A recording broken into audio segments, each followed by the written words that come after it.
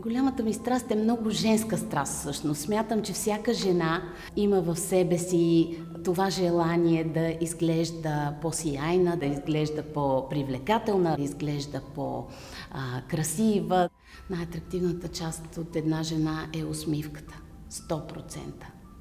Фактът, че си давам сметка колко важно е лицето. Колко важно е лицето да бъде поддържано, защото, както казваше една моя приятелка, прекрасна, казваше, може да не видят как си облечен, може да не те видят как си обут, но всеки ще види лицето ти. Затова лицето за мен е приоритет. Ако искаме да ни уважават хората около нас, трябва да уважаваме и ние себе си, което означава да се грижим за себе си. Така възпитавам и моите момичета.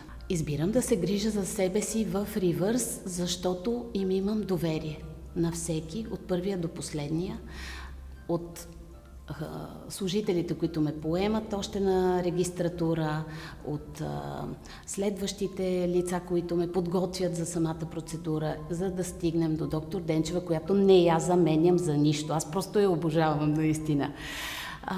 Толкова съм щастлива как се грижи за мен и как ме съветва, защото понякога аз имам някакви мои мисли, какво трябва да се случи, но и се доверявам на 100%.